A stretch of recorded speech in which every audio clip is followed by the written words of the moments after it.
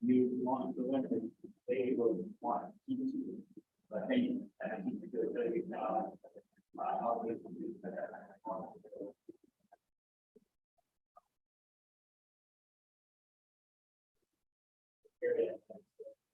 I would say I really don't know anyone that needs to do for the most part. And I think that the school overall will benefit from even all the grades, we need to know more people the grade ability.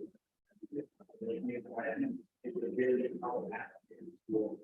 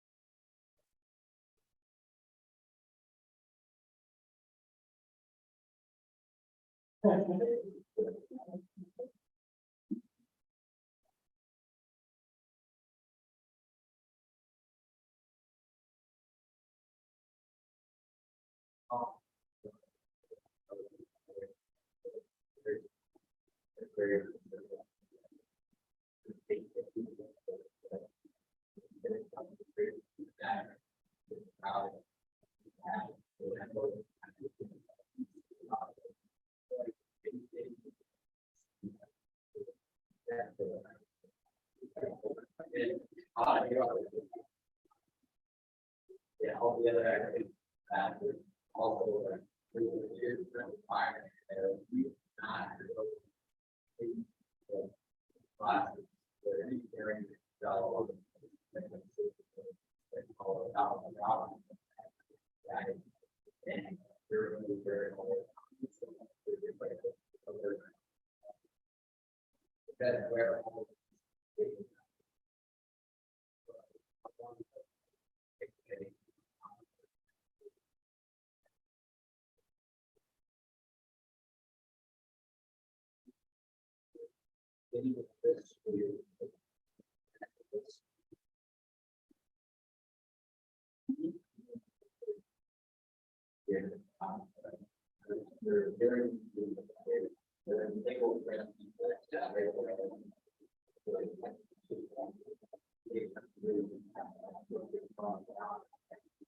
smile and this that wonder. They just sit there. You're kind of for example, guys remember their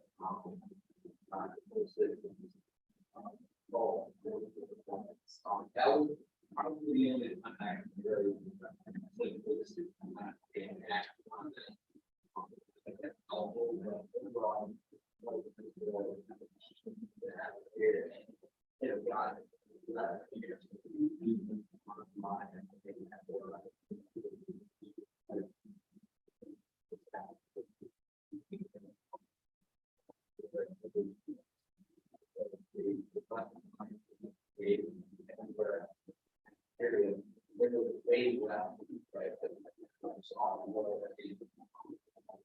Years, there's great stuff.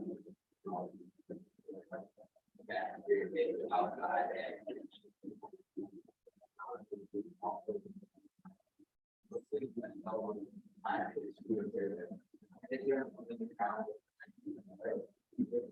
actually, it's like a thing.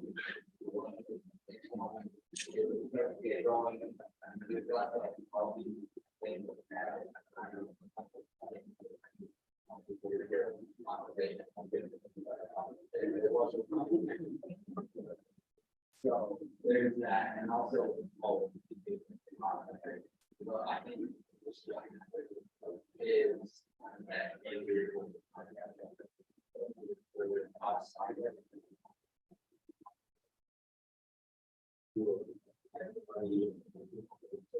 That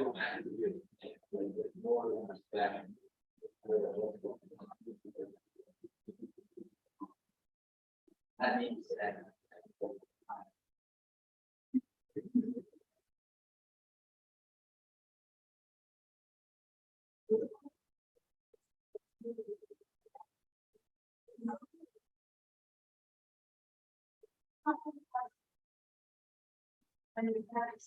Then one needs to be class. Then you can have that.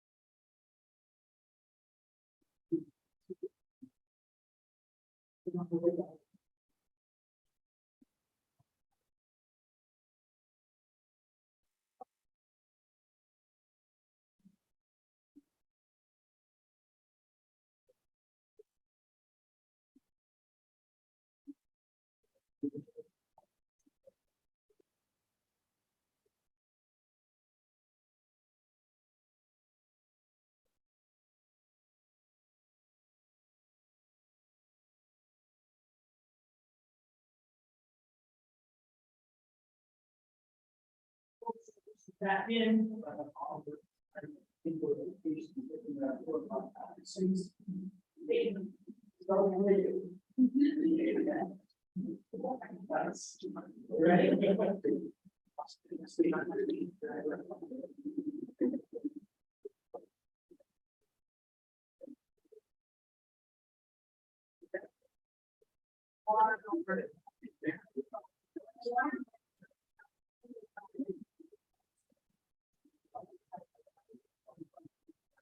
That was better. Yeah, be honest. That was second. Come on, it didn't go down to the fire.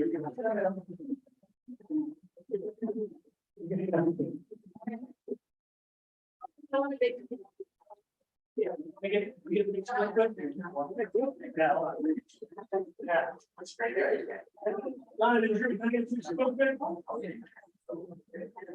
Yeah, where's the ball? It's very easy.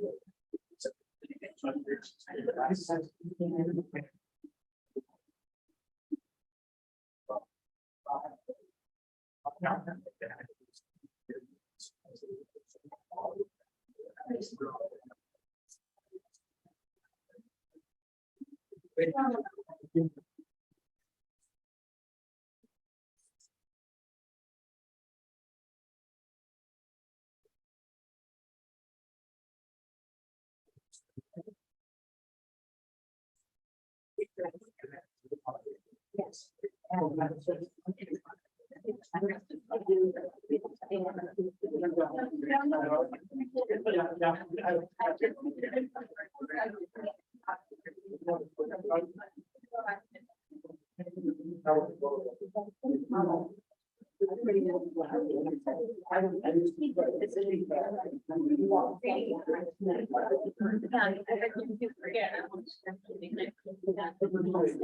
really?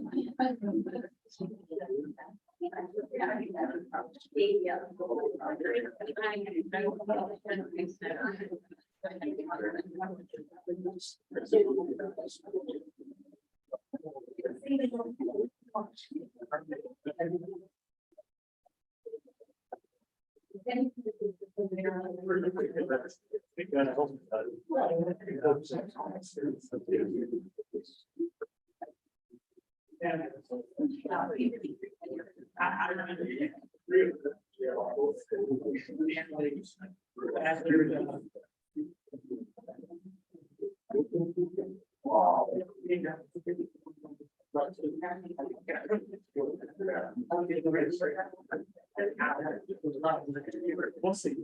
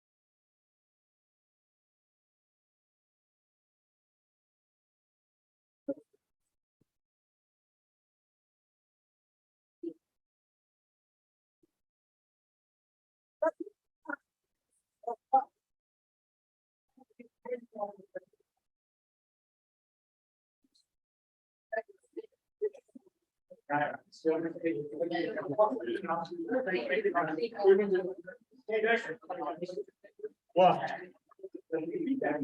Yeah, there's gonna be.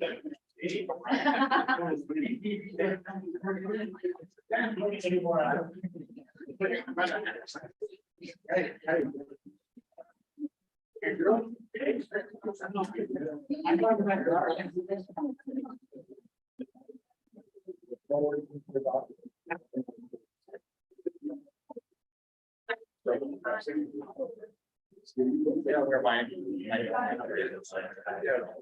Mr. Reed, do you want this game? Okay. I appreciate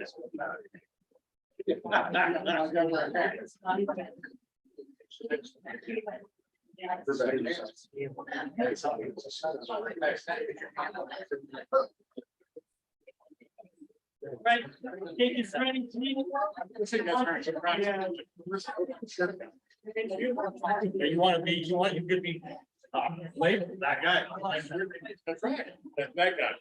Especially the range. Oh, I know, I'm like. If you're ready, y'all are ready. Well, my son, when my son graduated, I was indoors. Now it's on the board. And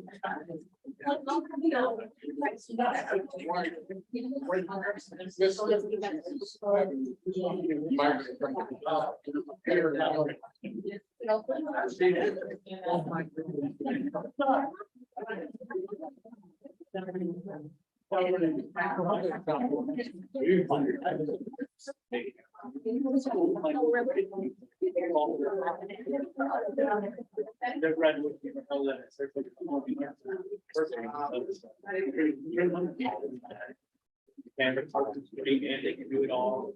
They can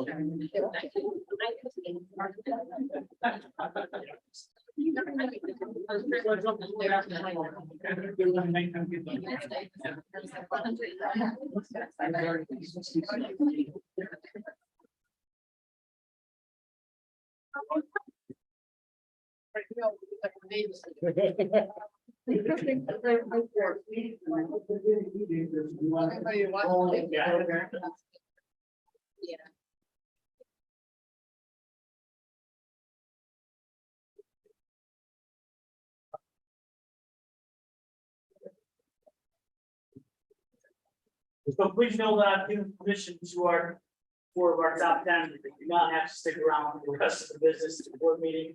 Try to get a case if they want, I'd like to certainly safe as entertainment if you like. You don't have to popcorn, unfortunately. Entertainment might be a stretch. No worries, yeah, no worries. Good evening. On behalf of the NCSD leadership team, I would like to first say thank you so much, Board of Education, for welcoming us in tonight. To wrap up the 2022-2023 school year, we're going to take a look tonight at some data that represents our current standing, and we'll start to touch upon some frameworks that will guide our strategic planning this summer, as we always strive for continuous improvement. Our theme tonight is truly, how do we continuously get better at building our teacher competency, strengthening our systems, and responding to student needs? Enjoy. Tonight, you will see that getting better means focusing on all children across all the buildings. Our goal is to become a model organization, and we strive to do that every day. Focusing on continuous improvement through effective collaboration and communication. We believe that together we can make a positive impact on students.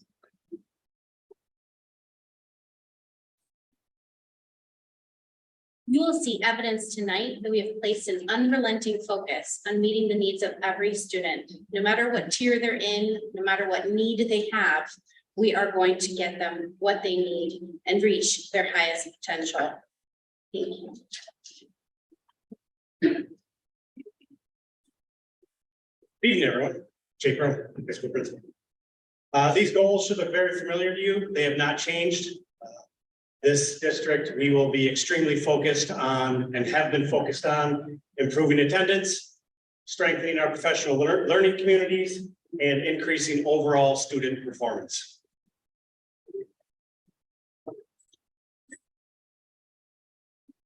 Do it every time. That's still up. Do it every time. It did the last board meeting too. So the first topic we're going to talk about is strengthening our professional learning communities. It's a belief system that all students can learn at high levels, right? That means that our teacher teams also participate in that. Through collaborating as teams, this whole year, we have been designing unit plans and answering that question. What do we want all students to know? And most recently, throughout this spring, we've been super focused on designing common formative assessments. Common formative assessments are one assessment that a team teaching the same subject create that they give to all students. They then that really great work starts where they collaborate and they look at all of the results, and then they start to say, okay, what was the teaching? How did we teach this? Who did really well? How were they taught? And then that leads to how do we start to improve instruction and the instructional outcome for all students? Looking at that data, they work to continuously improve the outcomes for students. And I just have to say, I have to give a huge shout out to the entirety of our staff in this entire district. They work on this every morning throughout the entire school year. And the amount of time, the amount of effort, and the amount of fidelity that our teachers have put into the PLC process is truly remarkable. And moving into this next year, where we're going to make a shift from, we have our blueprints, our units of study, we are moving into the common formative assessments. Now we're really going to start diving into that work of what do all of our students know and how can we start to improve instructional outcomes? That's where you're going to start to see the huge gains through the PLC process that we've been working so hard for. And the teachers, I just have to say, they deserve so much credit for the amount of effort that they've put into something.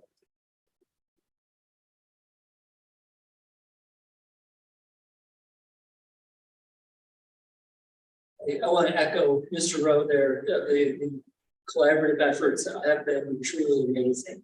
In front of you, you have some handouts. So if you take those out, we're going to go through some of those and use those as a guide as we go through tonight. We measure our PLC growth through the administration, the PLC Continuum Survey.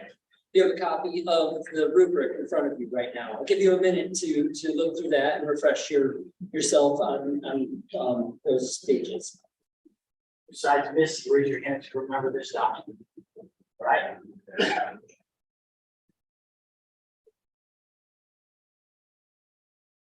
So to be clear, as you look at that, each teacher team collectively completed this survey 3 times this year, once in September, once in January, and once in June.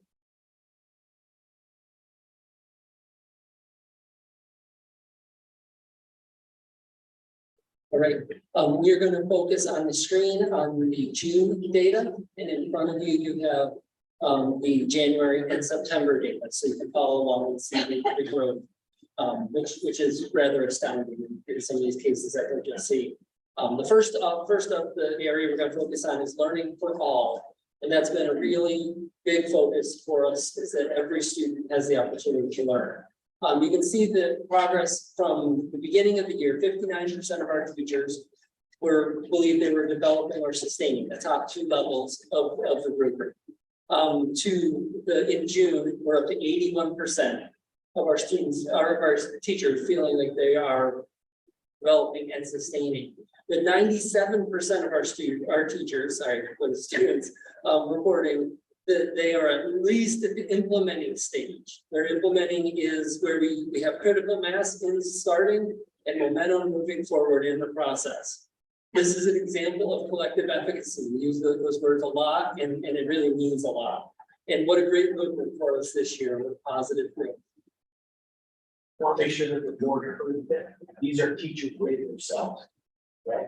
This is not administration, it's all this for ourselves. Teachers are asked to survey as a professional. The next question probes whether our staff understands our long-term and short-term goals as a PLC. So as a group, they understand where they're going. We've grown from 38% of our students at the developing and sustaining levels to 64%. And really impressively, 100% of our staff at the minimum of implement. So at least 100% of our staff feel like we're really moving in the right direction, at least all of them. Clarity on this word is super important. As previously mentioned, teachers develop common assessments. And that's been a big priority, especially in the second half of the year. From the start of the year, we had about 39% of our teachers, believing that we were developing and sustaining, to now 78% of our teachers believing we're developing or sustaining in common formative assessments. The next indicator, we're looking at systems of interventions, or what do we have in place to help students when they struggle. Looking at the growth from September to June, we can see that an increase of 12% of our teachers are already making progress in this area. Additionally, you can see that 92% of our teachers feel that we're at least implementing in systems of intervention. We'll continue to focus on creating systems that respond to students who are not learning. The next one's got a lot of information on it, so I want to give you a minute to take a look at this one before we go on.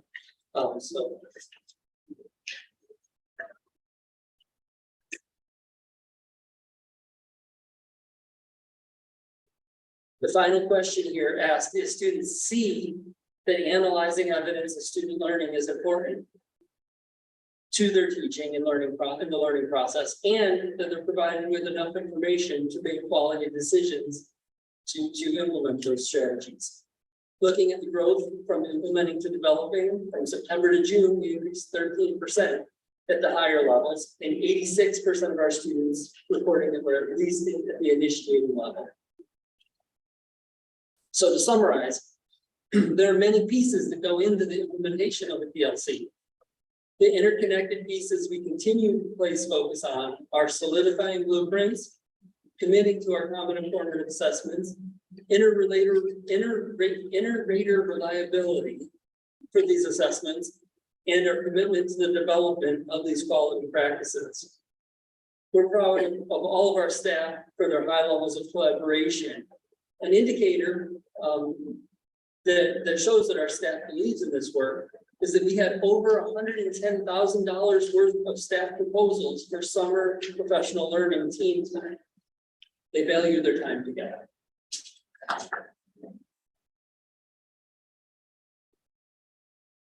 Authorization for second. Question, board.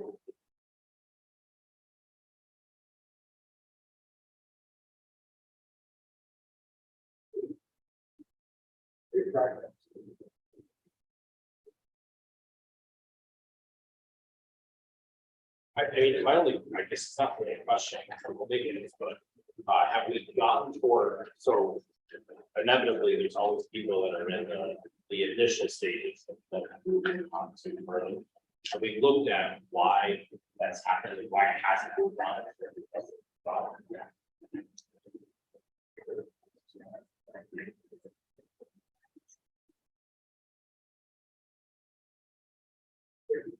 Go ahead, Tony. Thank you.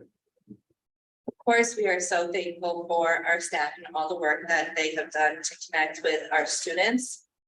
So much of the work that Terry talked about, so much of what they do in that professional learning time as a team is very much student-centered and student-focused. They think about how they can design instruction that is aligned with student needs and individual interests. So you can imagine it's heartbreaking for our staff members and for our teachers when they don't have every student in front of them. Student attendance is and will continue to be a priority for us. Beyond designing purposeful, personalized instruction, there are many other strategies and systems we have shored up to reach each student every single day. Excuse me, this is a slide that you have seen before. So what have we done since you've last seen it? Well, we have gotten better at the types of communication and the consistency of the communication that we are sending home to families. We have gotten better at ensuring our attendance collection and reporting are consistent between our buildings.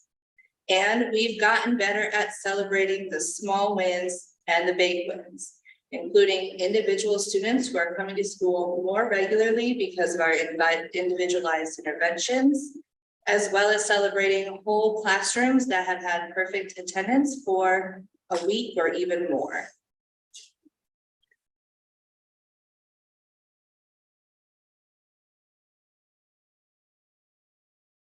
This is our average daily attendance for the last 5 years for every building.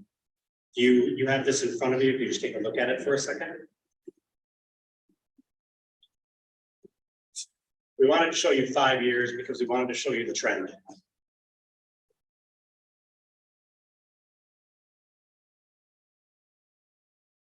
For me, this means that there's still work to do. We've said all along, right? We've thrown the book at everybody at attendance this year, right? But we still want it to be better. So the work this summer is to continue to dial in over through our strategic planning on focusing on improving student attendance for the 23-24 school year. Here's what we know, where we spent an entire year. Jesus, throwing the book at them, allocating resources. Really what we're talking about, when we're thinking about how to meet the needs. The absence is a problem, right? Them not coming to school is a result of something. What I would tell you is that as a district, we met the obligatory function that New York State has in place to say, we've communicated effectively with the family, the importance of being here, why, right? The individual teachers and why in class, trying to really bolster that relationship piece. But we haven't been able to get to the why isn't the child coming to school? How do we impact that? That's where our focus for 2024 will be. So, That works for that. So, no surprise, I'm a data nerd. So I look at this, and this is fine, right? But there's a dozen layers of that I need to peel back. And so, I'm sure you have, I'd love to see more on you know, what goes into this, so inevitably, I know there's some privacy stuff we have to be careful with, but inevitably, as you dissect any one of these categories down, there's subsections that get into the things we can target. Also, I'd love to know, well, high school is the only one that did it get better on the second half, with the first half worse? These kinds of things that make at least inform decisions that you know, we tend to be data poor. This is an area I gotta have some data. Right, we're the opposite. Yeah. And so I'd love to see, getting super nerdy, and I'd love to see pivot tables. Just gonna say, Mr. O can speak to that last line. No profanity, by the way, Mr. O.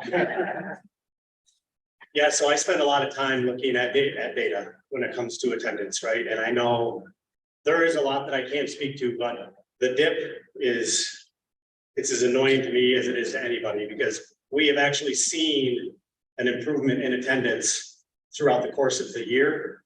You run into honestly, this data is skewed a little bit by our seniors. We need to do a better job of engaging. Right, and it doesn't fall on the seniors, right? We need to do a better job of engaging seniors throughout the entirety of the school year. Right, we need to put programming into place that make it so seniors want to be here throughout the course of their senior year, and that falls on us in the long run, right? So that's the work that we do over the summer in our strategic planning, is to figure out. I know why those numbers are the way they are. How do we improve those numbers?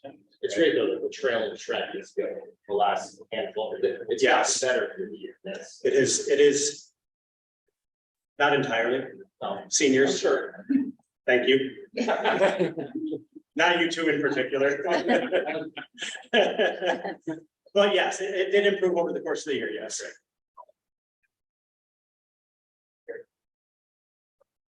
Well, connecting to that and those seniors and all of our students being there, connected students attend school.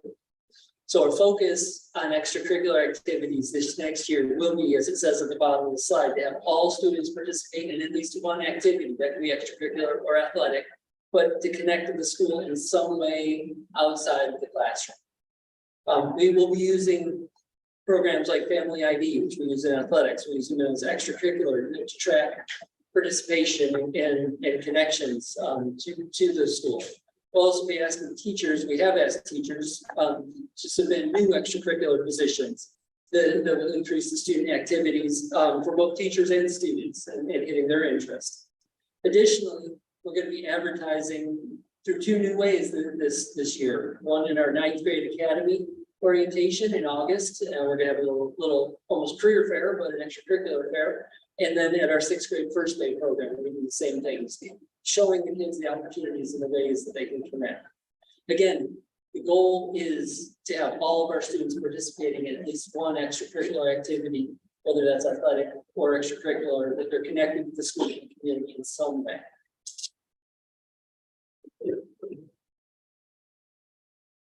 So Stay and Play is an enrichment opportunity for students during the spring and summer. And as you can see, this spring, we had over 120 students with us. And this summer, we already have over 100 students signed up K-12. Just over 90% of the students this spring were in K-5, and about 80% of our 100 students are in K-5. The program provided not only enrichment opportunities for students, but had a direct impact on attendance. And I have two examples. Student A was absent 5 to 7 times per month prior to April 17th when Stay and Play started. And during the Stay and Play 8-week window was only absent or late 4 days total. Student B was absent anywhere from 4 to 7 days per month. And leading up to April 17th and April 17th to June 8th was only absent 2 times and had perfect attendance during the whole month of May. To ensure equal opportunities, we also engaged with APSA and Respite to support our students with disabilities, and specifically those that require one-to-one assistance. And it was a truly an all means all program. This summer, we're going to be partnering with Valley Heights in order to provide consistency with the program. And we're so thankful for that partnership during this capital project. I also want to publicly thank all the staff that dedicated an extra hour, 4 days a week for 8 weeks. On top of their already busy schedules and days, as well as those planning to give up their precious summer to continue engaging with kids for 4 weeks. So we're super grateful for them.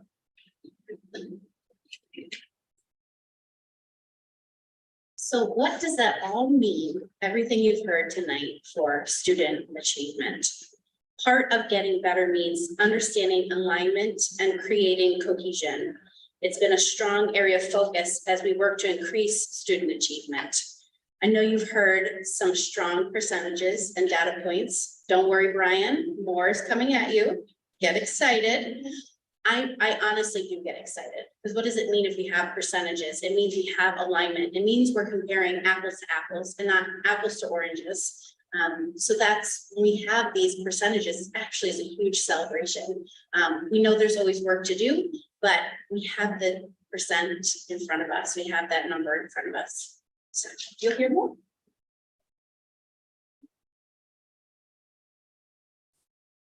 And speaking of alignment, you can see that we have really focused on cohesion and assessment. So some of our assessments are universal, meaning students in UPK through 12th grade are screened using those assessments.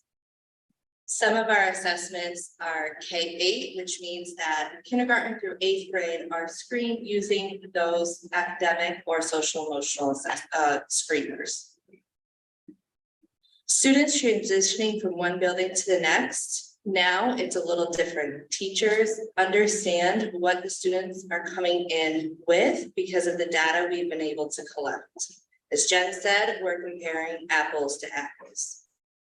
The experiences that students engage in are also aligned. So 3rd grade students from 2 different classrooms are held to the same learning targets, the same standards, the same assessments. Our expectations are high and the same across all grade levels.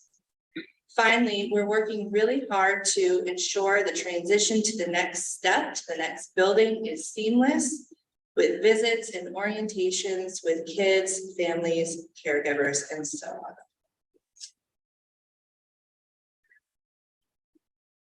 I know I get excited when I hear UPK through 12 because that is a long time coming and it's something to celebrate, I think. Also, one of the things that Sarah highlighted was iReady. iReady is a screener, a universal screener that we give to the students 3 times a year, kindergarten through 5th grade. So all of us, all of the teachers in Gibson and Perry Brown receive this data and can dissect it together cohesively. So it's a diagnostic assessment and helps us understand gaps in student understanding or skills so we can decide our next steps. This literacy assessment drills into the student knowledge of letter sounds, high frequency words, vocabulary, and comprehension. So we want to highlight the highlights, right? Oh, thank you for dimming it down. It looks much better. Great, down here, this should have shown you fall, so you'll listen to it after. Yes. And then bottom. There's so much more red and yellow in the fall. And now you can see way more green, way more yellow, way less red. 10% of students at or above grade level were reading in the fall. And now we have 46% at or above grade level in the spring. We had a 24% reduction in students requiring tier 2 support, and only 9% of students requiring tier 3 support. So that is really where so much of our focus landed us this past year. It's not me. It's not me. I'm getting giddy for the teachers because the way we revamped, the way we did intervention, it was taking a leap of trust with us to say, we are all going to teach literacy where the kids are, whether they're a TA, whether they're, a teacher. They trusted each other during their PLCs. I know you heard a lot of that data through Terry. They were the ones that said, okay, let's try it. And it was a lot. It was a heavy lift coming out of what we came out of with masks and the literacy needs that kids had. But, so our focus went right into that tier 3. That red is big, and I can't see it, but I promise it's way bigger than the 9%. And that was through trainings with Orton Gillingham and all of the things that they needed for that targeted specific area. And now we see that that has shrank. Our action steps moving forward, and I'm excited because we have the data and the percentages, we already know where we want to go, is to ensure that our tier 3, our tier 2, which is the yellow, is smaller. We're growing the green, and we're giving all of those students the push to get right to at grade level. The other thing I'm excited about is if you think last year, we started at 10% of students at or above grade level. This is how far we've come. They're going to go next year, this cohort of kids, and they're going to be at 46% at or above grade level. And then let's watch how far they go. So, don't want to miss anything. Oh, also, we're really excited to collect another multiple means of measurement of reading, which is our Fountas and Pinnell. It's a benchmark. It's very personal assessment between a teacher and a student. You're assessing their accuracy and their comprehension. So we'll have all of that data to dig into this summer. And then you're from Perry Brown, who has very similar percentages. I'll tell you about all the data points to look at. This is the one that helps finish to that conversation I've already lost nationwide. Right, that 10% that Jen just talked about. Yeah. I don't know. So at Perry Brown, we discovered, I mean, our team worked very, very hard to shrink that red section. And there's still plenty of work to be done here. So what we discovered was that our students who we have in our Perry Brown building right now are COVID kindergartners, first graders, and second graders. Those students lost out on really essential foundational literacy skills, literacy learning. Also, the masks impeded their listening and speaking skills, which are all components of literacy instruction. So what we had to do at Perry Brown was we had to stop and say, oh, instead of teaching students to read to learn, we have to teach students to learn to read. And that's not something typically done at the intermediate level. It's not something that's typically in our teachers' wheelhouse or comfort zone. So we paused a little bit and we did some targeted professional learning on how to teach foundational literacy skills with our staff and our teachers. As we move into next year, we look to shrinking that red even more, that those tier 3 numbers, we want to see even less of those. And of course, we always want to grow the tier 1. I think something that helps too is when you look at this bar up here, it's really comprised of all of those skills. This is the overarching. And they go, do they understand, is the vocabulary check? And then what our teachers get is very much broken down by skill. So what's really interesting is if you look here at this bullet point, nearly 50% of our students at Perry Brown require phonics support in the fall. So typically, once they've reached 3rd grade, that is something that they can master, right? So nearly half the kids require that support, which means we have to slow down, back up, and we're very targeted with the instruction in phonics. So the staff, goes to them, we cut that number in half. And I think this is the other telling piece is 68% of students at Perry Brown right now are within a grade level or above right now. So we know that when we head right into September, we're going to look at that yellow and say, come on, let's go. That's our actions. So that our number Yep. right here for 68%, I challenge us all to see how amazing that's going to be next year. For sure. So along with our literacy, we do 3 times a year. We also do it with math. And very similarly, this is a large, shows you the growth of all of the skills, but it does break down for us to really look at and narrow laser-like focus into specific areas of math skills to help us understand where our kids are. The math assesses number and operations, algebra and algebraic thinking, measurement and data, and geometry. So these numbers combine student proficiency on all of those areas overall. And we're certainly going to be diving deep into individual class reports to understand what specific skills students need more support on. And very similarly to our literacy, we have that big chunky yellow, and we want to make that as much as we can be green. Something else that we'll be working on that I'm excited about is exploring our math curriculum. What does our current math curriculum give us? And we're starting to see that in all of the assessments that we collect pre-K through 5. And what else do we need? We'll be doing that work and examining other curriculum with a committee of teachers, and I'm excited to see where that takes us. And I think as you hear about the math data, really be thinking about the connection to when our students are struggling, when they struggle to read, it also impacts what they're able to do with math, right? So ensuring that our kids are able to decode and understand and have a direct impact on what they're able to do. As they're solving equations and determining important questions.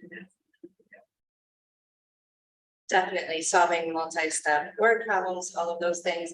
So for Perry Brown, we saw a great jump in our green here. We went from 7% of students on grade level in the fall to 30% in June, which was amazing. Our teachers worked really hard to garner that.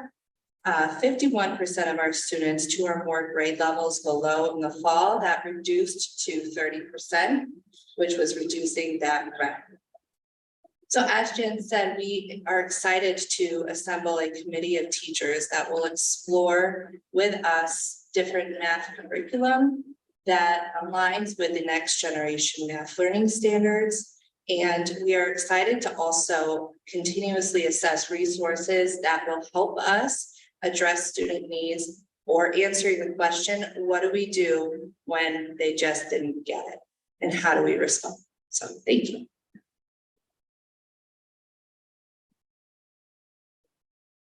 Well, the middle and high school look at data a little bit different. We use different tests than NWEA. In addition to the CFAs, which we've already talked about, and our New York State assessments. So let's take a look at a few of the highlights as we go through. As you can see, we've highlighted some very specific areas. In ELA, we've grown in 6th grade, our increase from 3 to 4, so that's proficient to more advanced level, a 5% increase this year. And growing and looking at the cohort growth is always important, year to year, I really do. A very impressive note was that our 7th grade to 8th grader was a 17% movement to proficiency at the middle school. At the high school, you can see the same thing, proficiency movements from level 2 to 3, again, going to proficiency at 12%, and consistency at level 4 and 5. And that's really important because we can see that we're holding and maintaining our advanced level students, which is often the hardest thing to do. In math, you can see some great percentages in growth in 7th grade math with a 9% improvement throughout the year. In 6th grade, again, from 3 to 4, we see from proficient to advanced an 8% increase. I think one of the highlights up here is our high school in math, a decrease of 11% at level 1. That means that our students who are in need, which we've talked about already tonight, they're getting that support to move out of that bottom piece of the test. They're showing more proficiency. And then again, consistent with the range of advanced is a really big highlight for this data.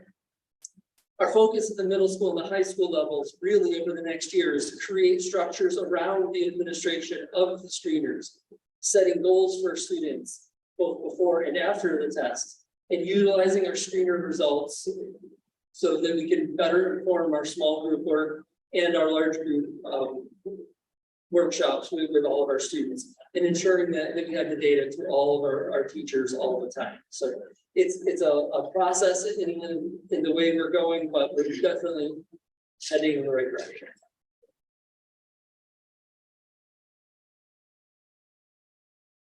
So the social and emotional well-being of our students.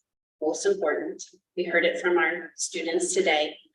And how do we universally screen that? We do it in K through 12. We have a BIMAS 2 SEL screener. And this is our second full year of using that screener throughout the years. So again, apples to apples. At the elementary level, the teachers do the rating of the students, and at the secondary level, the students self-rate.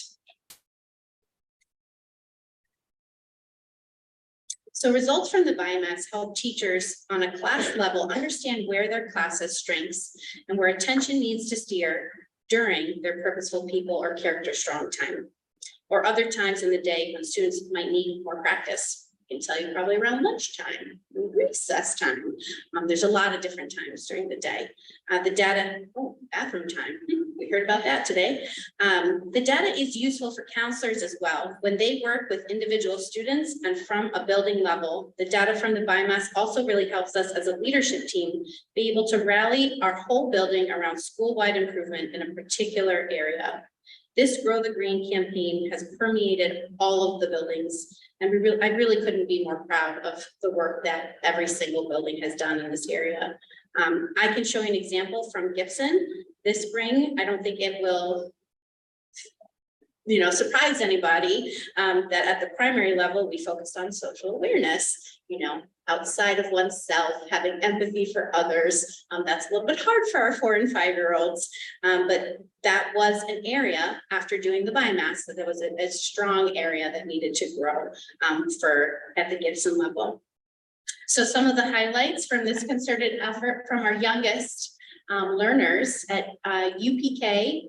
We started at the beginning of the year with 24% as a strength social awareness, and we landed at the end of the year with 64% as a strength of social awareness.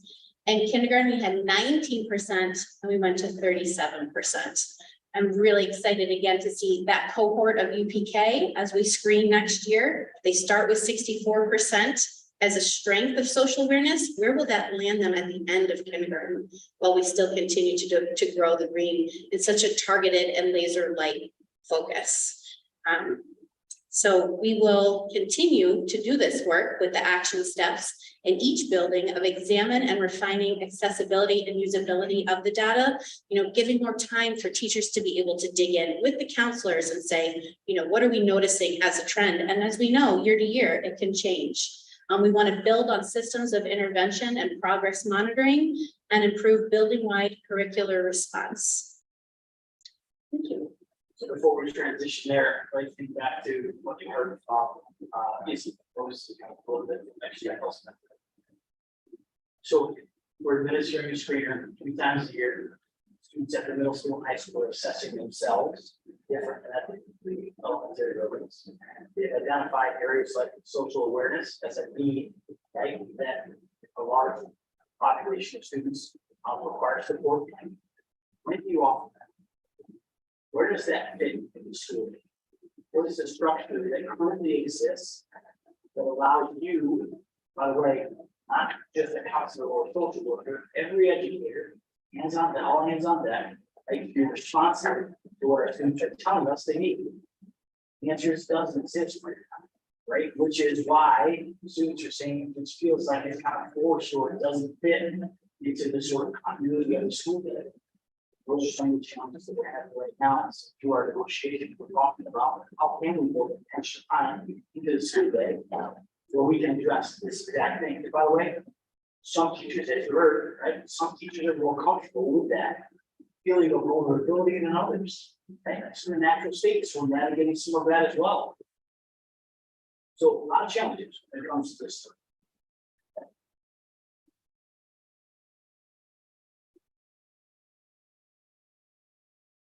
So tonight I'm going to give you some snapshot data from the director of special programs from our department of special programs, and also give you an update on our partnership with the for our support plan with the Office of Special Education.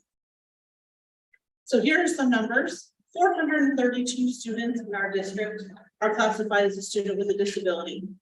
347 of them have an IEP, which equates to about 19.7% of our population across the district. 81 additional students have a 504 plan in place. And I don't know why it's cut off, but there are 4 students that actually are tuitioned into our district to receive programming in the district. So you have a baseline state average is between 11 and 12%. Correct. We have a data for socioeconomics.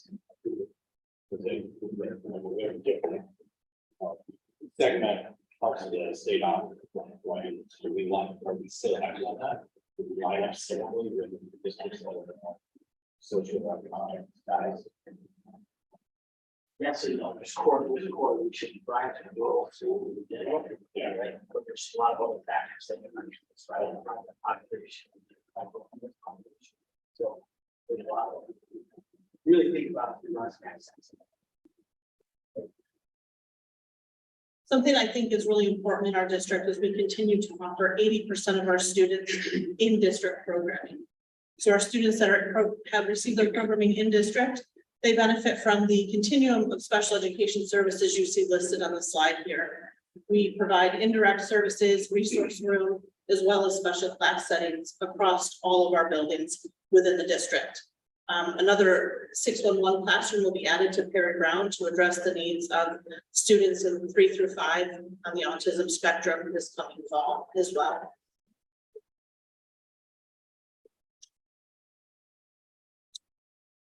This number is 499 meetings were held by our director and CSE chairs in our department. Lots of people said, don't you want to be 500? No, because 498 of them felt like they happened in May.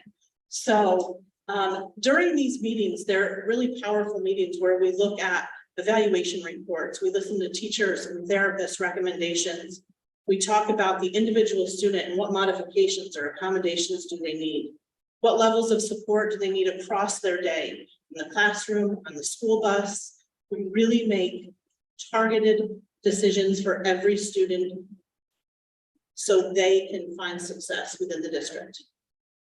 Parent involvement is essential in our meetings. Because they are still held virtually, we have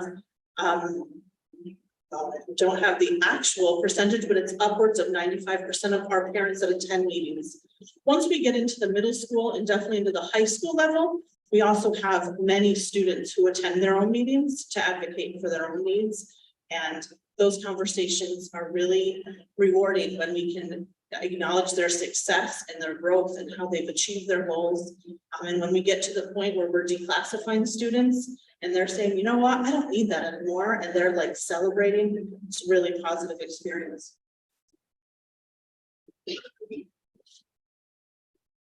You have seen this slide before. It represents that partnership we have with the Office of Special Education. We were really lucky to work with an amazing team. They came into our district and they helped us plan and strategic planning. They listened in on meetings. Colleen Purcell, Val Sobers, Gretchen Jones, and Karen Rossman have been with us for the entire year, really helping us guide our work, listening to all of the good things we're already doing and being able to provide us with guidance in areas that we could improve. Their knowledge was invaluable to us this year. This is what put us in a partnership with them. We were flagged for disproportionality and performance. When we revisit the disproportionality, we had removed 41 students, 41 white students with disabilities, and suspended 17 white students with disabilities for less than 10 days. More so than we had removed or suspended students of any other race. So when we looked at that data, we did not focus solely on those 41 students or those 17 students, but instead we looked at our practice and how we could have an impact across the district on improving those numbers. So in an attempt to impact those numbers, we did things like increasing programming options in district. We trained our TAs in behavior and classroom management and gave them opportunities to really practice that interaction with students. We provided continuous communication with our out-of-district placements, as well as holding consistent expectations and consequences within district, and having that concise and clear communication with families. So then to check in on our efforts and how we did, we looked back at those 17 students. Colors don't look great here, but good thing I know it by heart. I feel like we had 6 students out of the 17 who have either graduated or left our district for various reasons. We have, unfortunately, 2 students who were suspended this year for more than the 10 days. One of those students will receive a Regents diploma on Saturday, and the other is going to be in a more supportive placement for him next year. So we have high hopes for that student. We have 3 students who each experienced 1 suspension, but ranging between 1 and 5 days. And then our real celebration here is we had 6 students out of those initial 17 who experienced 0 suspensions across the year. 5 out of those 6 students also had 0 behavior referrals all year. So I have to believe that the efforts we put into increased programming, increased support across the district really helped us to affect that population of students. Great celebration. Yeah, great. So our other indicator was for performance, which is measured by graduation rate and dropout rate. Our partnership with the Office of Special Education really helped us this year with this indicator in particular. The team came in and they were able to train our staff in the pathways to graduation. And they provided us with a new lens to look through for how do we help these students. Maybe a Regents diploma isn't in their future, but how can we get them a credential, a local diploma? And they helped us really understand the wide range of pathways there are to get to graduation or a credential. Without the partnership of this team, there are probably a handful of students with disabilities in our high school that would not be finding success this Saturday. But that being said, we're going to check in on our seniors. So this year we had 28 seniors with an IEP. 2 of them, we'll start with, who have unfortunately dropped out of school. One of those 2 students is already employed in the workforce, has a successful job, and the other is still considering a GED pathway or to a return to homeschooling. So even though they've dropped out of our district, we have not forgotten them. We are still trying to really support them in finding that pathway for them. 2 of our students are going to walk through graduation on Saturday and receive their skills achievement commencement credential. 3 of our students will be continuing programming in a special class setting, either in district or an outside placement. We have 4 students who will be receiving a local diploma, and we have 16, possibly 17, we're waiting on one more result, students that will walk and get a Regents diploma. So that is truly the celebration. We have supported these students, and it's not just the team that came in to help us with transcript reviews. It's not just the high school. It truly is the pre-K to 12th grade teachers who really put their time and effort into these students all along the way. The families, the students, the friendships they have really is represented here. And we as a district are really proud of that data point. So while we will celebrate with our graduates on Saturday, you will see many of us here on Monday already rolling up our sleeves, focusing on what did we accomplish this year and where are we going next year. Jake mentioned earlier that these goals will remain the same. We are not changing our focus. We are just going to get better at what we've been doing in connecting, inspiring, and empowering our students. We'll continue to improve attendance, strengthen our PLC, as well as increase student performance.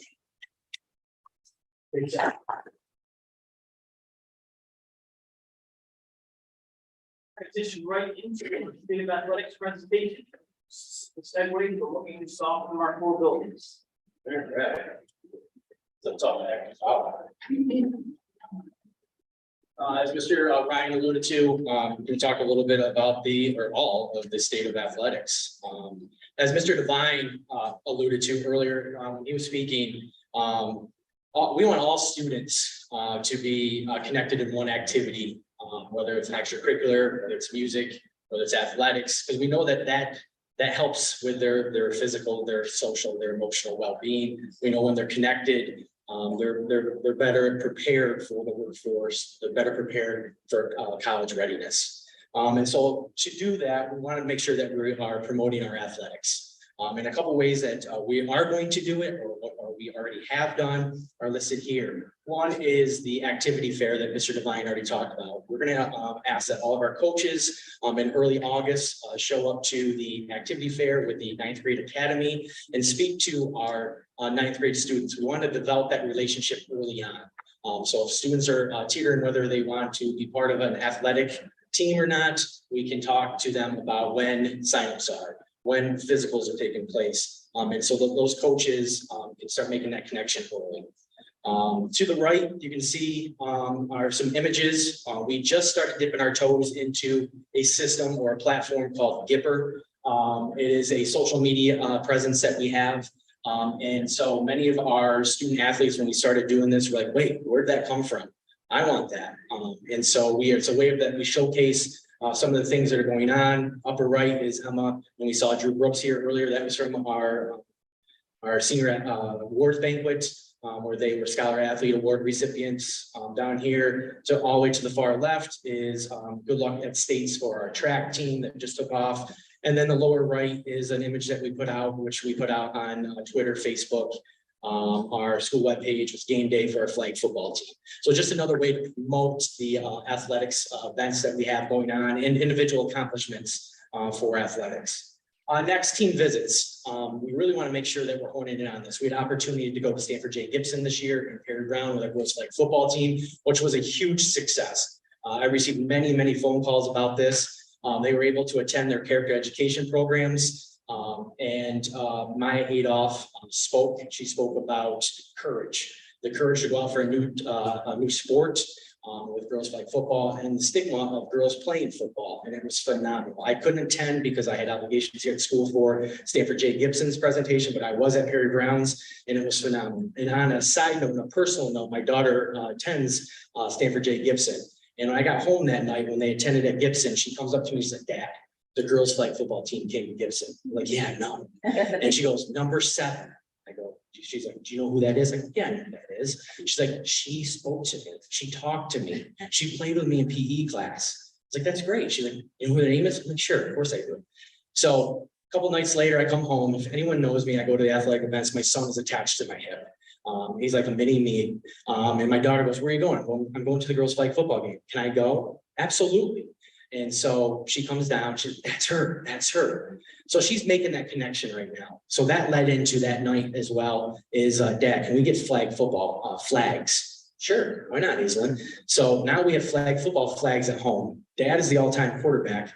My son is on one team, my daughter's on the other. It doesn't resemble flag football yet, it turns into wrestling, but that connection that she's already made at a young age about flag football and girls flag football is because of the result of the team visits at Stanford J. Gibson and Perry Brown, which is huge. We want to continue that. We want to offer that for more of our sports teams, whether it's to go read to the students at the elementary levels, whether it's to present at the character education things, which is ideal, and it was very beneficial, and we want to continue to do that.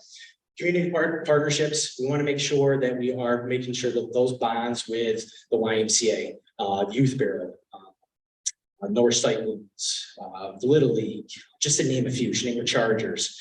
They are the foundation blocks to our modified programs. Without our modified programs, we don't sustain a junior varsity or varsity program. So we want to make sure that we are communicating, collaborating with our community partners. Gift or obligation, to continue to promote our athletic programs. I host 3 preseason meetings each year.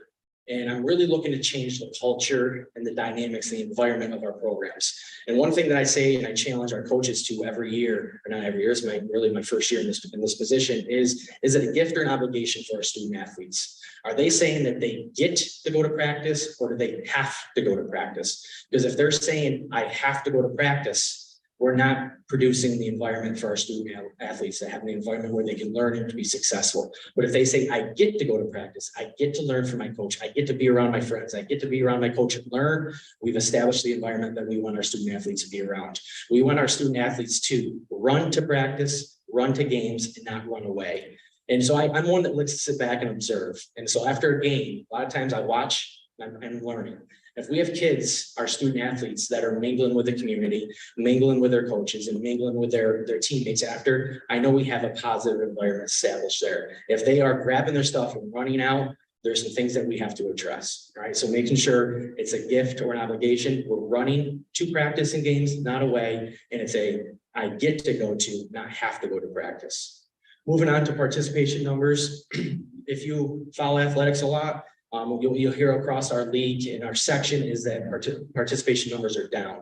What I can tell you here at Norwich is that we have about roughly 770 participants in all 3 of our seasons. Okay, and we have an increase of about 30 participants over the course of the year participating in one athletic sports team here, which is great. We were able to bring back our girls varsity, or excuse me, our girls JV softball team. The only sports program that we did not offer this past year was our varsity boys soccer team, which I hope is a bubble. We'll be able to bring that back very soon. To combat with participation numbers, hopefully you guys have seen, we put out our hiring process much sooner. Usually in the past, we've done 3 different phases of that. The fall, the winter, and the spring. We posted all of our positions here in May. Thought process behind that is we get a year-round relationship building with all of our student athletes and coaches. A lot of times what I hear is, I don't know who the coach is going to be. And so we're able to establish those, send them for board recommendation in July next month. Then we can start building those relationships over the summer so that our kids come August and September, they're ready to go. And if it's a coach that is a fall sport, or excuse me, a winter sport, they can start establishing that relationship when they come back in September. So hopefully that will increase our participation numbers as well. And then student meetings. I really like to have a pulse on our programs. I meet with students on a regular basis. Why are you participating? Tell us the good. What are some of the negatives? And some of the things I'm hearing is I'm specializing in a sport. I want to lift. But when I talk, and as a former coach, I talk a lot of college coaches still to this day is we don't want those kids specializing. We don't want them putting all their eggs in one basket. We want that 2-3 sport athlete. So I also, some of the feedback I get is I got to work. I got to support my family. And what are some supports here at school that we can do to help them, with the burden so that they can continue to participate in those sporting events that we have or sporting programs. Moving along, Scholar Athlete Program. I get a lot of questions when I post this out. How come it's just a varsity thing? Well, because it's a varsity thing is because who sponsors it? NYSFA, you're gonna hear me say this quite a bit. NYSFA is the New York State Public High School Athletic Association. They sponsor varsity programs. And they're the reason why it's only a varsity program thing. To qualify for Scholar Athlete, you have to have a 90 or above average for an individual. For a team, 75% of your roster is qualified in if they have 90 or above average. So those are the 2 variables that work with that. It's just like a report card where you have a first quarter, second quarter, third quarter, fourth quarter. NYSFA does it for the 3 seasons. They tell me that there's an opening period. That's the time that we pull the reports. And based on that, that's the student's average that we are able to submit. Below that, what you'll see with those numbers were 60, 43, and 62. In the fall season, 60 of our varsity student athletes qualified with a 90 or above average. That is extremely high for a district this size. In the winter season, 43 of them qualified. And in the spring season, 62 of our varsity recipients of the individual 90 or above average. For team recipients in the fall, 7 of our 8 teams, varsity teams qualified for the team award. 6 of the 8 in the winter qualified, and then 5 of the 7 qualified in the spring. Let me tell you, that is very, very good. I don't know if anyone caught the article that was in the Evening Sun in Shenango County. No one touched those numbers. They do produce those through NYSFA, and an article came out. If you looked at Norwich, the number that we had there, we were well represented. So kudos to our teachers and to our student athletes for the work they put in for that. New programs, I call them new programs, they're only in year 2. unified basketball. Year one, let's talk about year one. We had 8 participants. And when I say participants, those are partners, which would be our students that come out and assist the students with disabilities or with an IEP or a 504. We had 8 last year. This year, the participation increased to 14, which is great. Our students and our population started buying in. We provided a fall sport for them, which was soccer, where one of our phys ed teachers provided a curriculum through them through Special Olympics. And then they were able to go to Horseheads and participate in a culminating event where they participated in a skills challenge and then gamed events after as well, which was phenomenal. And we posted some pictures about that. So then our next challenge was, how do we make it a year-round sports program for Special Olympics and unified sports? And so we offered bowling, and then we had a great turnout for that. But the unfortunate thing was, we were the only school within a 2 hour radius to offer that offering. So the next closest school was Forney, Elmira, Ithaca, Horseheads. So speaking with Mrs. Knipe in the life skills class, that wasn't feasible to put those kids on a bus 2 or 3 times a week to go out for that distance. But working with Special Olympics, there are a few schools that have shown interest in this area. So we're hoping that this coming school year that we'll be offered bowling as well. So that we were able to provide 3 offerings for our unified program of partnership with Special Olympics. Just to remind the board where we practice the bowling. So that's the one issue that we do have with, if we were able to go with unified bowling, or our bowling team, is we bus our student athletes all the way to Sydney. This year we had 1 location. I was able to negotiate with the Sydney Bowling Center to allow us to use their facilities. We were able to go Monday, Tuesday, Thursday and Friday. Wednesday, they had some kind of league or another school using it. But in the past, we were going to New Berlin, then we would go to Green, then we would go to Earlville, and then we go to Sydney. So it was nice that we were able to go to 1 location. So that is a caveat that kind of puts a wrench in this a little bit as a travel for our bowling teams. So, and then the second program, girls flag football. The first year was last year. We had 13 participants. We were one of 51 schools in the state of New York to participate. We won the silver bracket in section 4 last year, which was a huge accomplishment for a school our size. We were competing against the likes of Union Endicott, Horseheads, Binghamton, Vestal, some of the bigger schools. This year, in our second year, which is called an emerging sport, we were one of 151 schools in the state of New York. So the sport tripled in the state. And it was voted on this year that it will be an official interscholastic sport next year with a state championship. This year, our girls, the team went from 13 last year to 20 this year. They won the Division II championships, which they started off at 7-0. Unfortunately, fell in the first round of sectionals, which was for a school our size.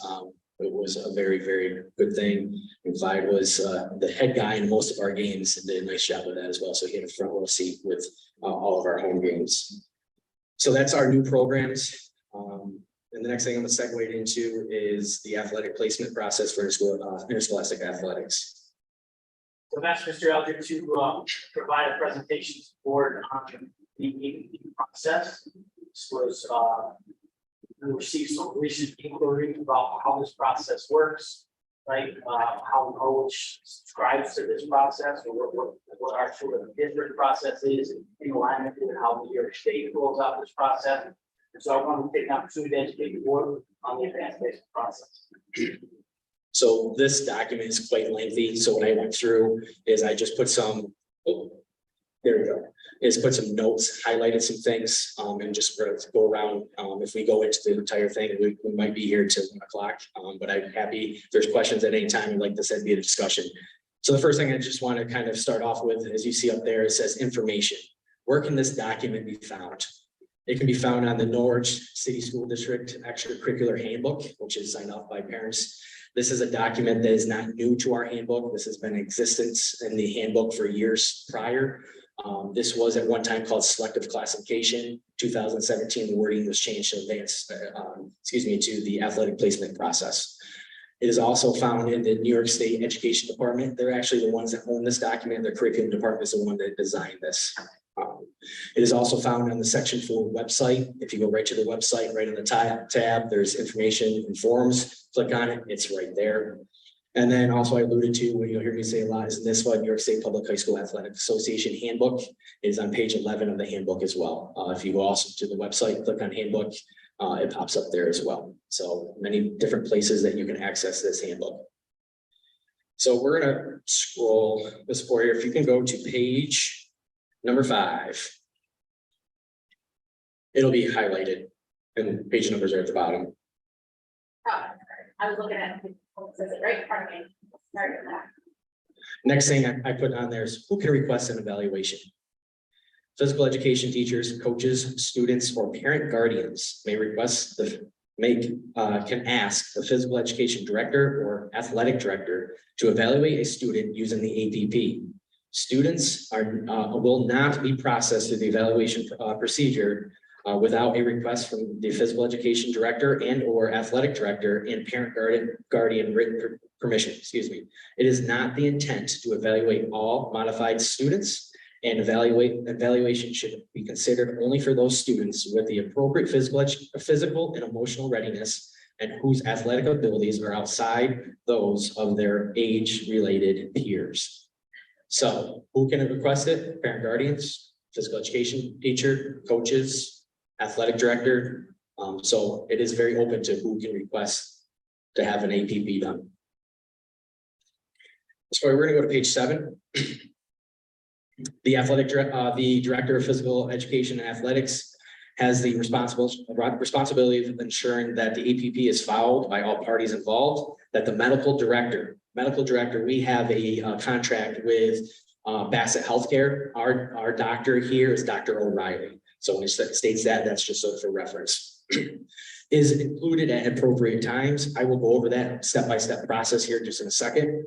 And then the final determinations are sent to parents, competing school districts, and section executives. Students who pass all parts of the APP are permitted to try out.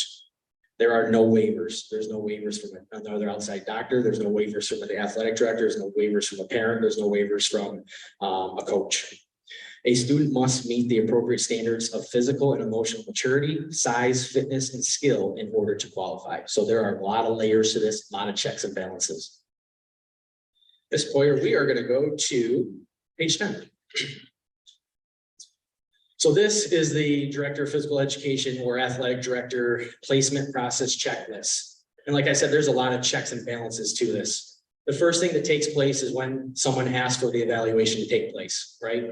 And the first thing that goes out is a letter. I'm going to show you all these documents here in a second, every single document that we have. And so parent guardian checkoff. We don't go, I send a personal letter from myself to the parent guardian who's requesting, or a coach, or it's myself, or it's a phys ed teacher, whoever may be, receives a letter from me stating exactly what that process is and what the steps in order will take place. After that permission slip comes back, then there's another form that goes to our medical doctor, Dr. O'Reilly. If at some point during that medical examination, Dr. O'Reilly, or whoever the doctor is at another school or whatever it may be, deems the student athlete not appropriate to continue the APP process, the process stops. It does not go to the next portion. Okay. If the student athlete is deemed appropriate, the next step then is a coach sports skill evaluation. There's a form. We're going to go over that form here in just a second. If for some reason it gets to the coach and the coach didn't make the recommendation, they go through and say they don't meet this criteria, the process stops. After that skill evaluation will come back. And then they have a physical fitness test. The physical fitness test by this document is the presidential fitness test. They have to pass 4 of the 5 tests. We'll go over the 4 or 5 tests. And for some reason they fail more than the allotted test, the process stops. If they pass the test, they go on to a 3-day tryout. At the conclusion of the 3-day tryout, the coach has to make the recommendation. Yes, that student athlete stays. No, the student athlete does not. And then we move forward. If they do pass and they stay or they make the team, notification is sent out. I have to, as the athletic director, send the form from Norwich with all test scores and student athletes to every single athletic director in section 4 the executive director of section 4, and the secretary of section 4. These get scrutinized. So when coaches show up to events, no, it happens. As a former varsity coach, coaches and ADs and executive directors, they pay close watch of the form that I'm going to show you that is sent out. We're going to go to page 18. This is a sample letter that goes out. It talks about the maturity test that's going to take place by the medical doctor. It's going to talk about the requirements for the APP process. A lot of people don't understand the APP process can advance a student from the modified level to the varsity JV level, but it also can work in the reverse order. If we have a student that's looking to go back down to the modified level, that could be a 504, it could be an IEP, it could be someone just not skilled at that level. We can use the same process to go back down to a modified level as well.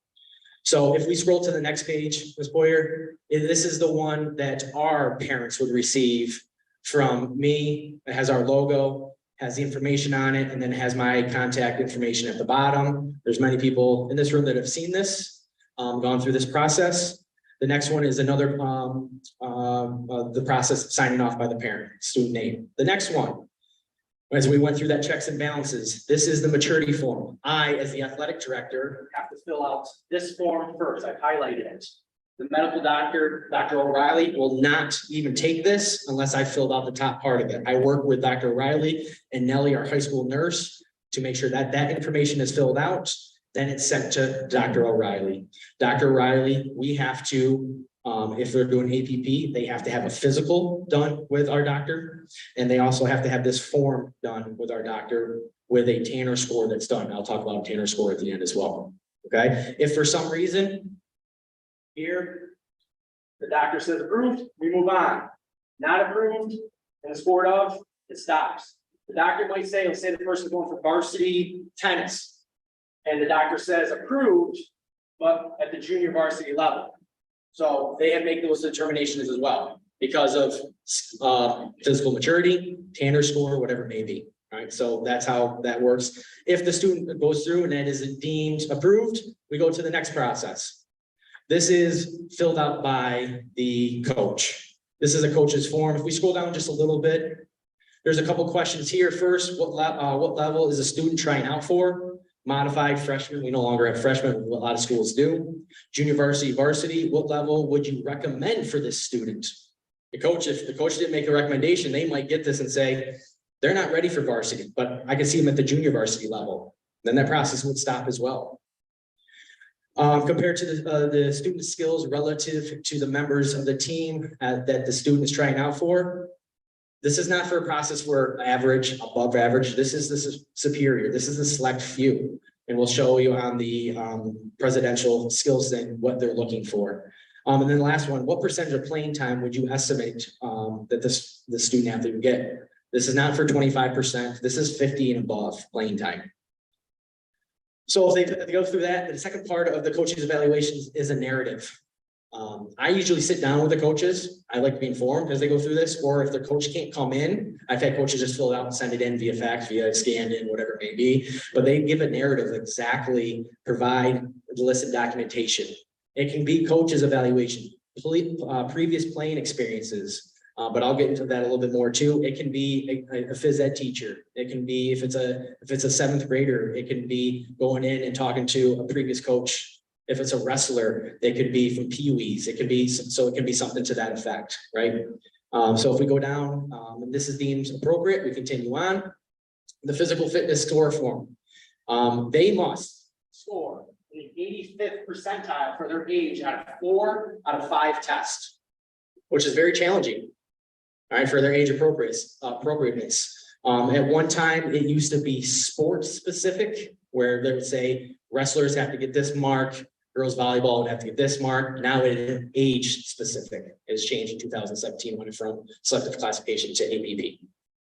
These are the tests highlighted: shuttle run, VSIT, or sit and reach. They have the choice. The student athlete gets the choice. pull-ups, right angle, push-ups, stomach curls, 1 mile run, or 50 yards swim. I'm gonna tell you, not many people choose the 50-yard swim. Maybe Mr. Devine would, but I've had very few in my time choose that one. That is very difficult. You guys might not be familiar with the stomach curl. Jess is gonna actually show it. I'll save you. Now. I'll save you. There are actually directions how to perform all these in this document as well. So I'll save you, Ms. Boyer. So on this will go final assessment, student passes, does not pass at or better 85 percentile based on their age.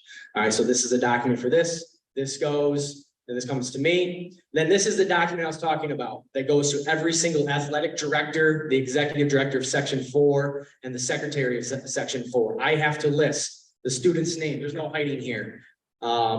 Grade, sport, level, and their test scores.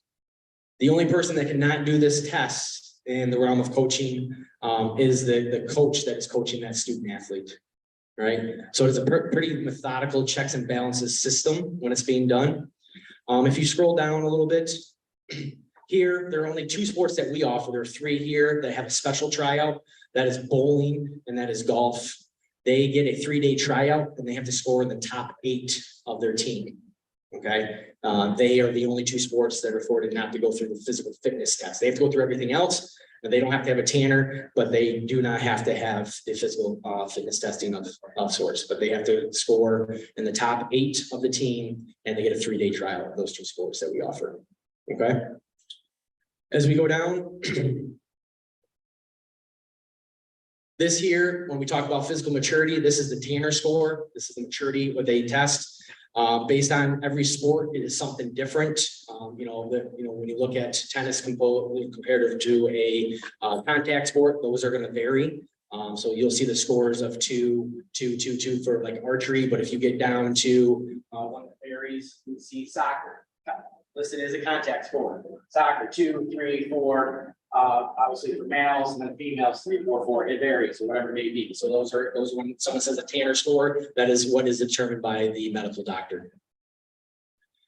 This is exactly, I've had students come in and say, my parents have practiced with me on all of this. This part you don't have to do it because we have it all here. It walks you through exactly how to do every test. And so it's amazing when I come in and we try to talk to the students about how it's done. Well, we've done in PE class, or my parents have printed this off and exactly know how to do it. I'm like, oh, perfect. Here we go. Here's a stopwatch. Let's go. So it's good. So if you scroll all the way down or keep going.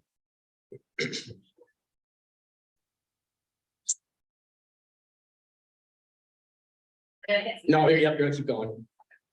And you'll get to a chart. Yep, perfect. This is the chart. It used to be sport specific. It is now age specific.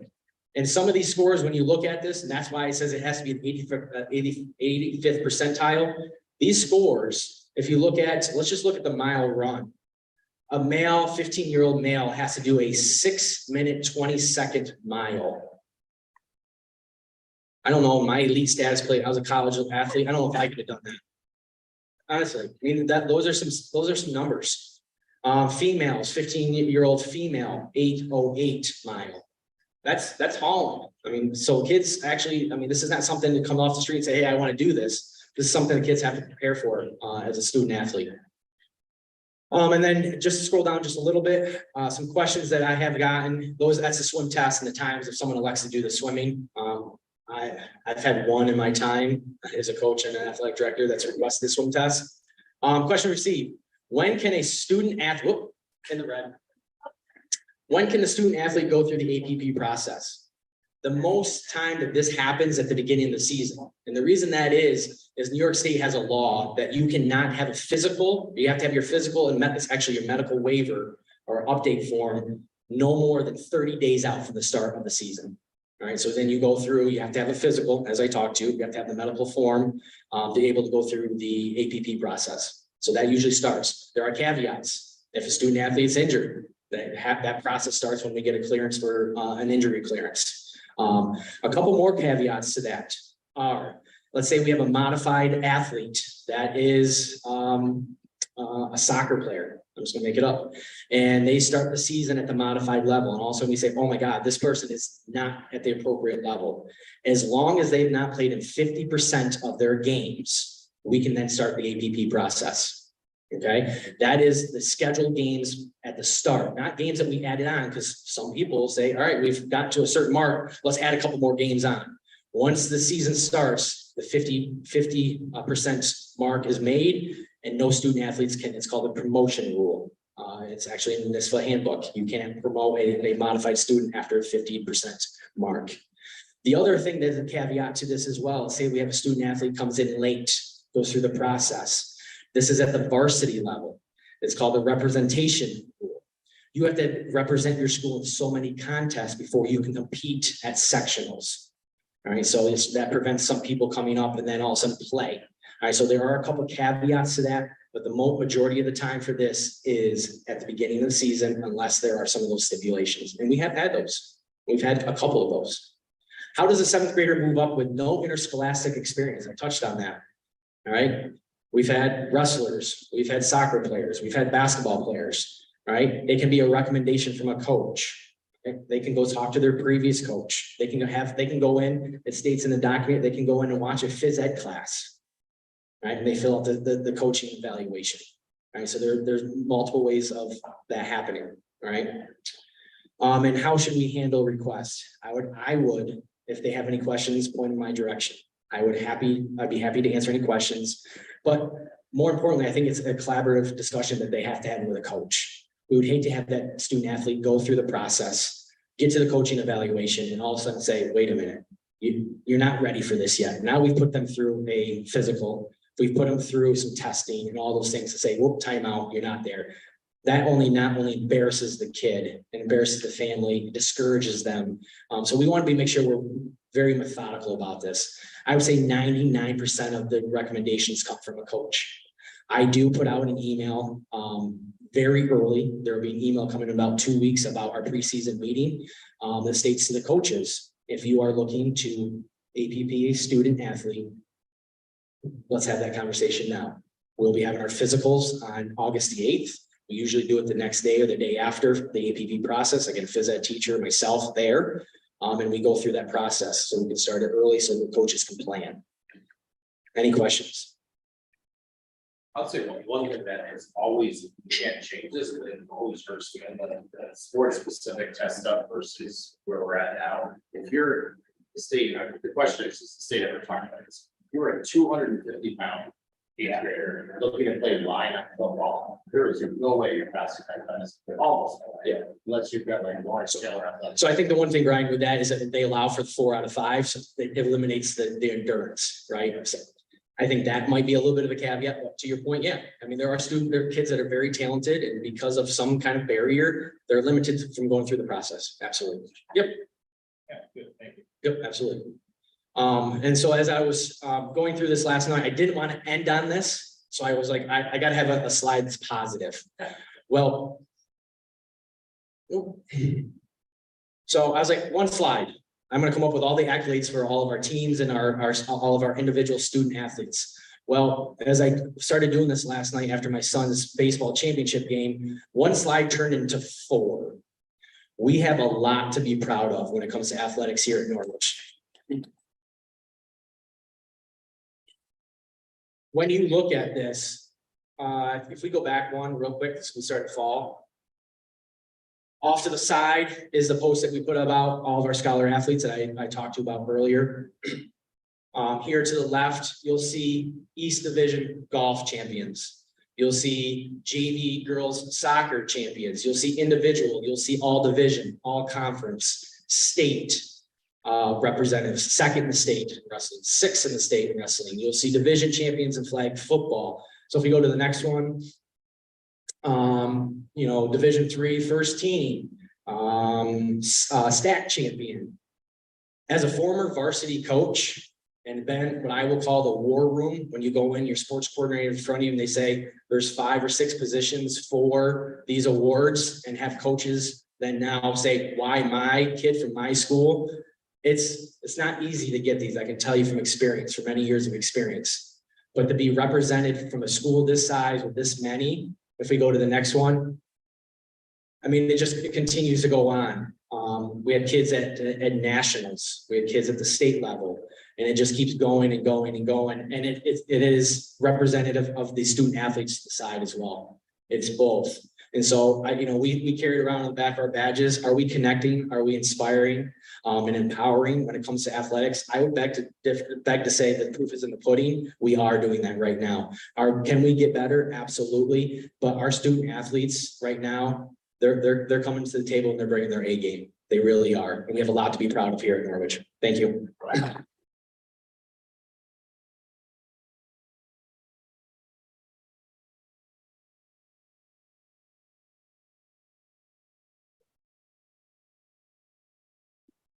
Right, yeah.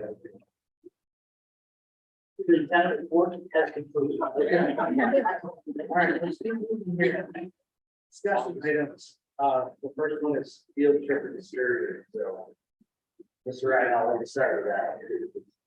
Yep, so our personnel, our policy subcommittee met to discuss multiple first reads that are on tonight's recommendation is for first read approval. Field trip, existing policy. It's something that I think we as a Board of Education need to have a discussion about. What I would say is let's pause, because a number of our policy subcommittee isn't here, right? As well as, and we want this to be part of that conversation as well. Ultimately, we're going to make some changes or propose these changes to the existing policy. And I think there's a bigger conversation, specifically when it comes to what's the responsibility of the Board of Education, what's the liability of the Board of Education, and we approve or require a board approval for field trips to district. Okay. And differentiate the field trip and student experiences that are like educational. Yeah. School sponsored versus not school sponsored. This times have changed, right? Since this policy was put into place. I think it's important for us to is that you all. Yeah. I agree. So we'll table that for now. So, all right, and then the prep for a reorganization meeting. Yeah, what I would tell you is that over the course of the next 2 weeks, we'll be looking to solidify subcommittee makeup for the reorganizational meeting, our Board of Education meeting date calendar. So conversation around frequency of meetings, what our topics are that we want presentations on. And then retreat plan, right? You've seen that 2 or 3 times in your reflection. That you received, if we have to nail down the time for somebody to come in to engage in some conversation around roles and responsibilities, Board of Education, including our leadership team. And last but not least, I'll be hitting the submit button on my evaluation for which will authorize all of you that want to see my comments, provide your feedback as well.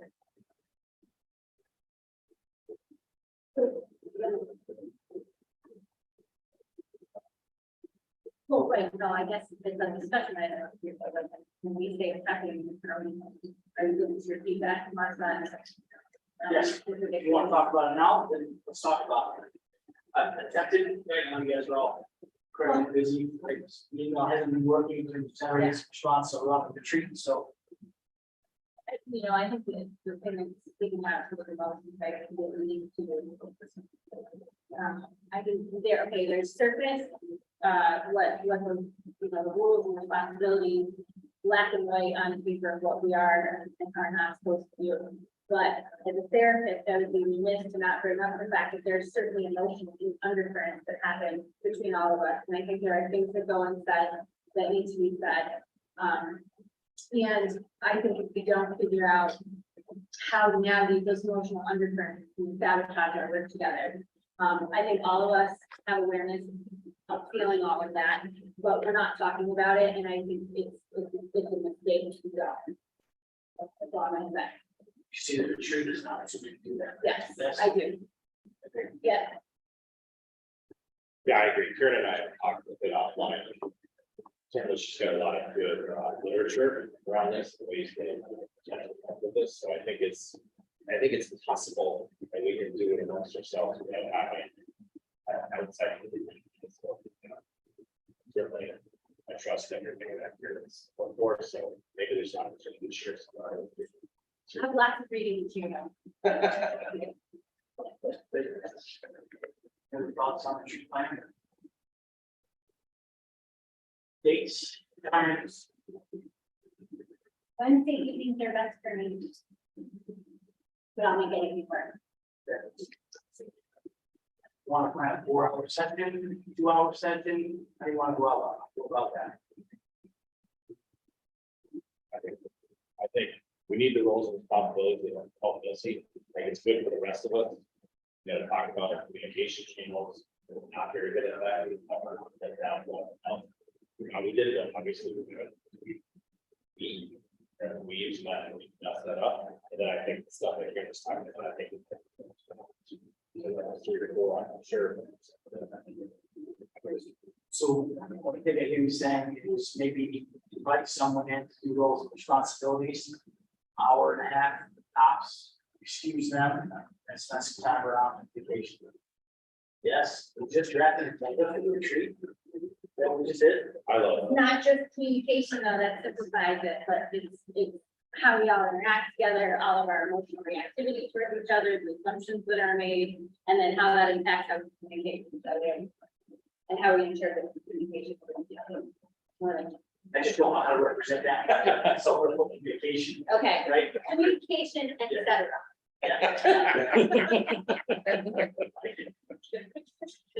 Are we talking in August?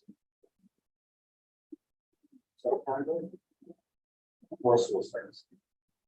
I honestly, I think it's gotta be July. Sometime around our next February meeting.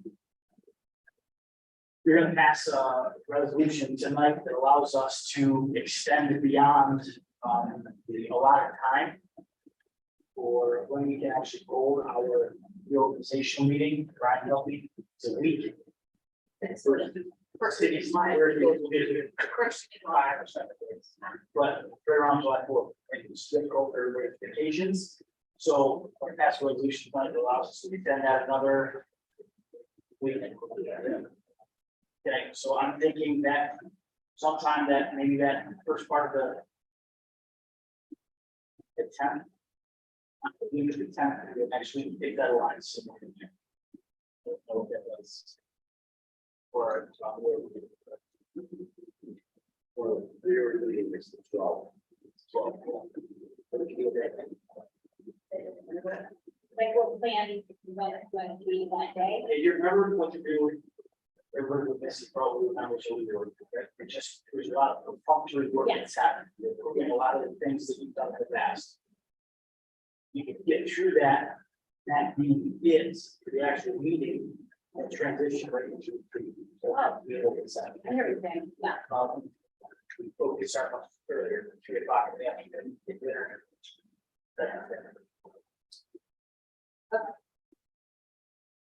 Yeah.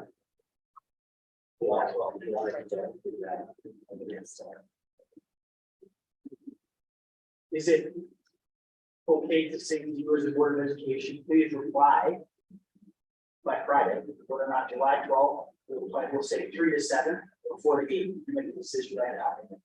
3 to 7 or 4 to 8 is whatever your work schedule. But no, I'll make it work. What's the difference, 4 to 8?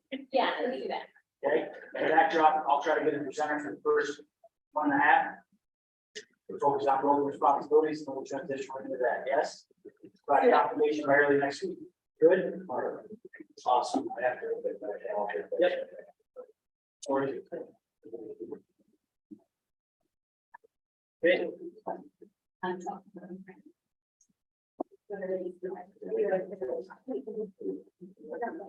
Okay. All right, move on to any more discussion. Right, that's right. Okay, subcommittee update. Everything is laid out policy wise. Yeah, the only issue that came up to really discuss that length would be the leadership situation. So, Okay, so I will entertain a motion to approve all the items. On the motion, moved by Clyde, Second. second by Deb. Any questions or discussion? All those in favor? Aye. Any opposed? So carried. All right, action items. It's recommended that the Board of Education approve all the following board policies for the first reading. A606 substitutes, A301.0 RTI. A300.6 print and non-print, A300.11 Title I program, and A301.3 school volunteer policy. That's why the motion. Moved by Brian Reed, second by Karen. Any discussion or questions? All those in favor? Aye. Any opposed? So carried. All right, it's recommended that the Board of Education approve the attached 2022 capital reserve funding resolution. From moved by Brian Reed, second. Also by Clyde. Any discussion or question? All those in favor? Aye. Any opposed? So carried. It's recommended that the Board of Education approve the attached funding resolution for the retirement contribution reserve fund and retirement contribution reserve TRS, ERS fund. Motion. Moved by Brian Reed, second. Second by Deb. Any discussion or question? All those in favor? Any opposed? So carried. All right, it is recommended that the Board of Education approve the attached resolution for the lease of district classrooms for the Head Start program. Do I have a motion? Moved by Brian Reed, second by Kieran. Any discussion or question? All those in favor? Aye. Any opposed? So carried. It's recommended that the Board of Education approve the attached resolution for the lease of district classrooms for the autism and ADHD services program. Do I have a motion? Moved by Brian Reed, second. Second by Deb. Any questions or comments?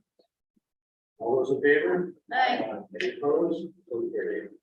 It's recommended that the Board of Education approve the attached resolution to move the reorganizational board meeting to July 12th, 2023 for the 23-24 school year. I have a motion. Before you go, Dan, you're gonna have to reflect, this is 6 p.m. start time, but the notes will change it to 4 to 8. Okay, so you're approving. Oh, yeah. That resolution. It currently says 6 p.m. And we'll make that change to that. I'll say, so, yes, or.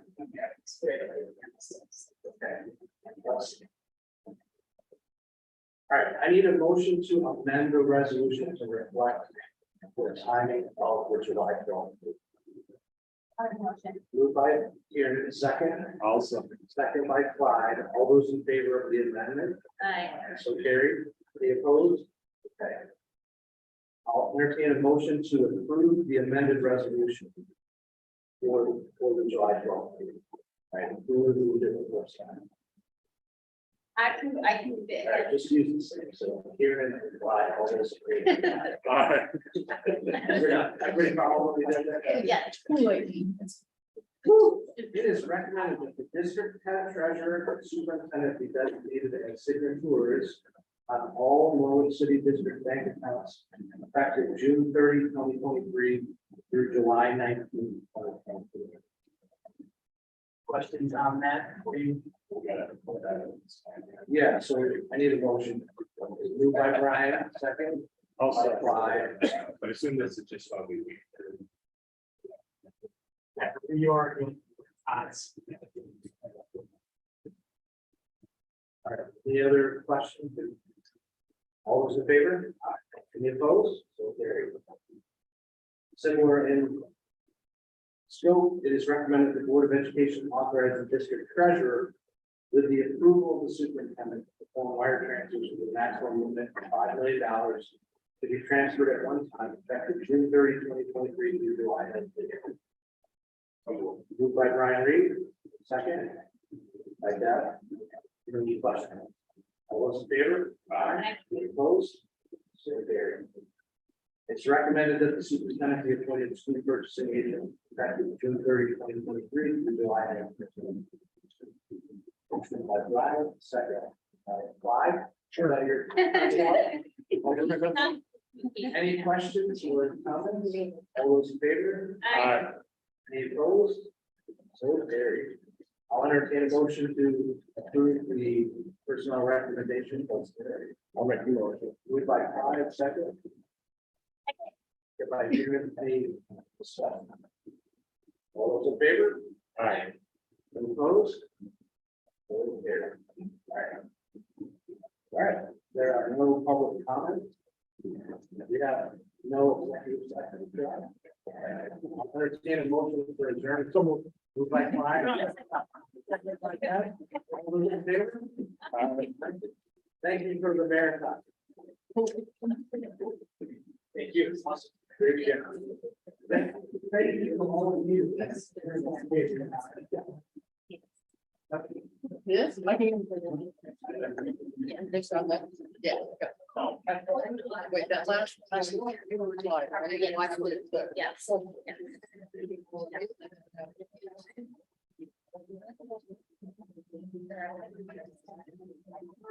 Brian. Yeah. That I was.